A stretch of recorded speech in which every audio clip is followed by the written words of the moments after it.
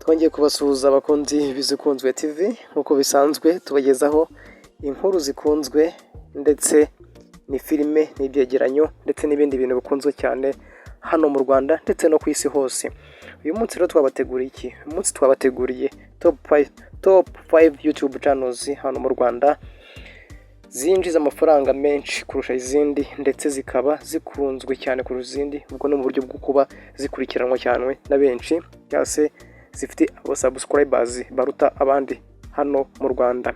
Ni za channels mukunda hano mu Rwanda muzi cyane zamamaye, tugiye kubagezaho uburyo ki zishobora kuba zinjiza agatubutse amafaranga mutari muzi ko zishobora kuba zikorera hagati mu kwezi ndetse no kuba zakwinjiza ku mwaka. Wowe rero udukurikiye kandi ukaba utarakora subscribe, nta kindi usabwa usibye gukanda handitse subscribe kugira ngo ujye ubu wa mbere mu kumva inkuru, filime, ibyegeranyo ndetse n'ibindi byose tuba twaguteguriye ukaba uwa mbere mu kubyumva.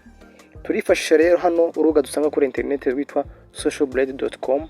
Turahera ku mwanya wa 5 turinde tugeza ku mwanya wa mbere tubabwira buri channel yose banyirayo n'amafaranga yinjiza mu kwezi ndetse no ku mwaka. Ngayo nguko. Umwanya wa 5 turasanga channel yitwa Red Blue JD Studio. Ni channel yatangiye ishyirwaho ibyegeranyo by'umugabo bita Ismail Mwanafunzi, muramuzi cyane hano mu Rwanda, umunyamakuru kuri RBA. Ni channel yafunguwe ku itariki 23 z'ukwa karindwi 2017.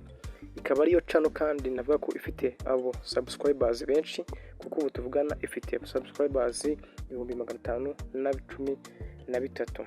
Ni channel kujyanye n'amafaranga ishobora kuba yinjiza ukwezi hagati y'amadolari 161 n'amadolari 2000 abone ku kwezi. Ku mwaka kandi ikaba yinjiza hagati ugereranyije y'amadolari 1000 ndetse n'ibihumbi 31. Ayo n'amafaranga izi channel ushobora kuba yinjiza hagati mu kwezi ndetse no ku mwaka. Uvunje mu Nyarwanda rero ushobora kumva amafaranga ino channel ushobora kuba yinjiza hagati mu kwezi ndetse no ku mwaka. Ngayo nguko. Umwanya wa 4 turasanga channel yitwa Xlarge TV. Ni channel yafunguwe ku itariki 16 z'ukwa 11 2017. Ikaba ari channel ifite abo subscribers cyangwa se abayikurikirana ibihumbi 87. Ni channel y'umunyamakuru witwa Malibu, mwese muramuzi, umunyamakuru ukora kuri Flash FM mu biganiro bya showbiz. Akaba ari channel hano rero ishobora kuba yinjiza amafaranga hatubutse twifashishije n'urubuga rwacu socialblade.com. Biragaragara ko mu kwezi ugereranyije ishobora kuba yinjiza amadolari hagati y'amadolari 138 ndetse n'ibihumbi 3 wane mu kwezi. Wajya ku mwaka ikaba bageranya ko ishobora kuba yinjiza amadolari 2000 hagati y'amadolari 2000 n'ibihumbi 45 aho ni ku mwaka. Ni channel yitwa Xlarge TV y'umugabo witwa Malibu.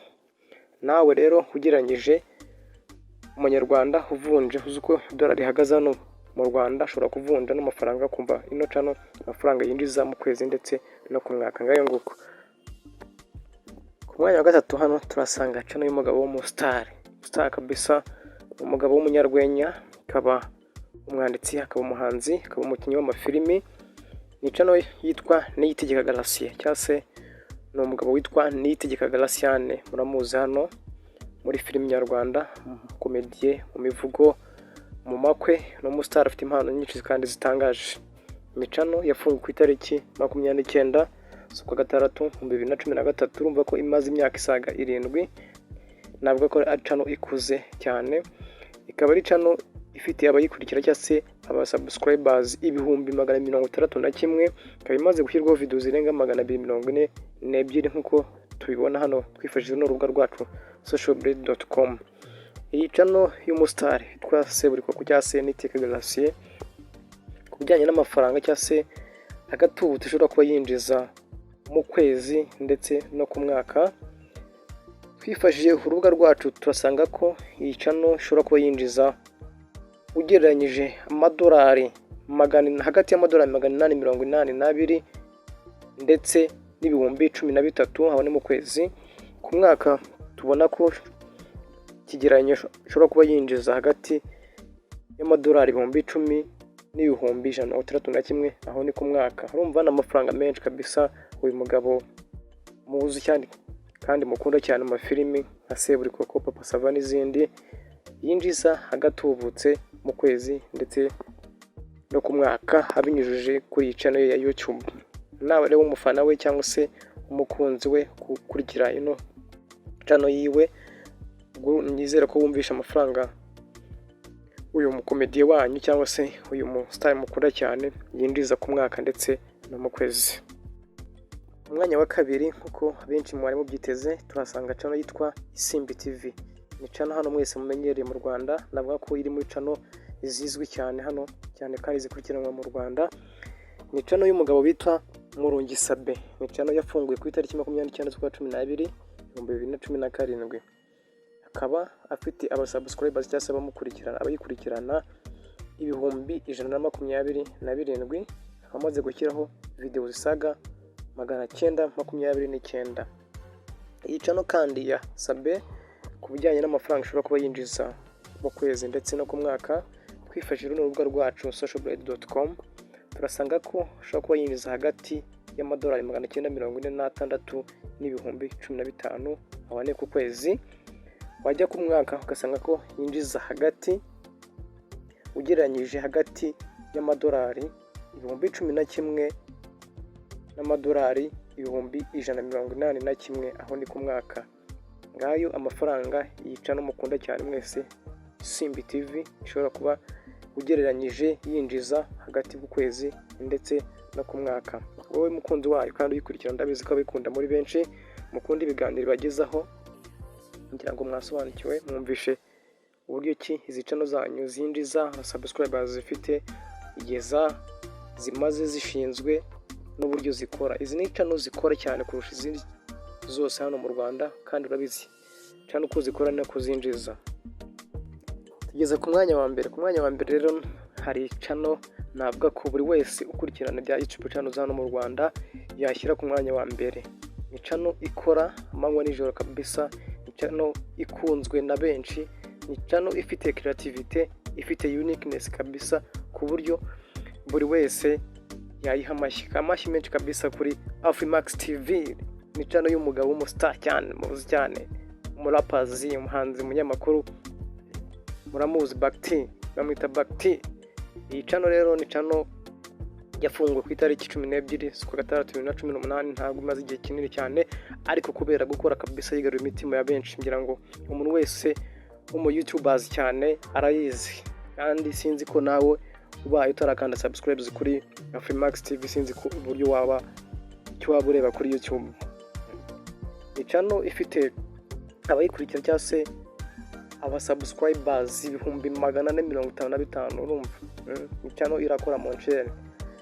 Ni channel y'umugabo bita Bakti, ni umunyamakuru uzwi cyane hano mu Rwanda, akaba n'umuhanzi, umurapa mwiza cyane, urapa mu Giswahili kuva na kera, guhera muri za 2010 na 2005 muramuzi.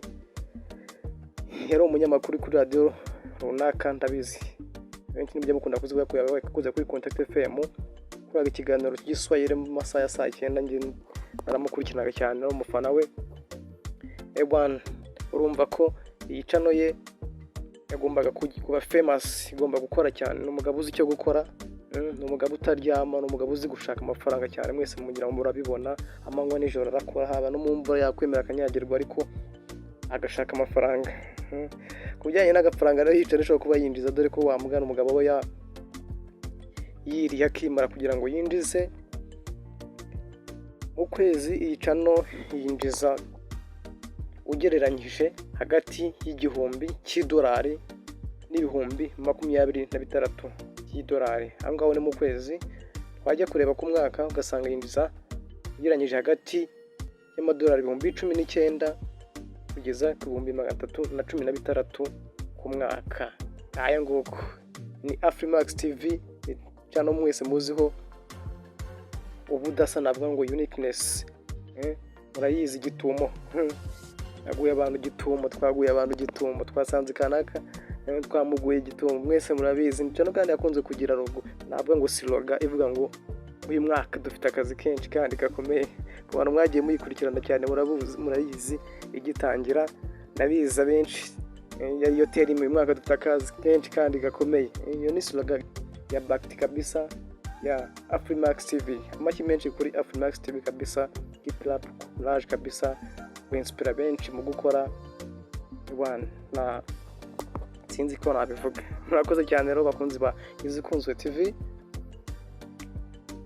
ushaka kugira ngo ukomeze kumva ibiganiro tukugezaho nta kintu cyo gukora no gukanda subscribe and like, ukaduha comment, ukaduha igitekerezo, ukatubwira ibyo twakugezaho. Turi hano ku bwawe kabisa, buri kimwe cyose tuzakikugezaho. Umunsi wewe wakanze subscribers kizajya kikugeraho ku isa kandi ku gihe. Murakoze cyane kandi mugira amahoro.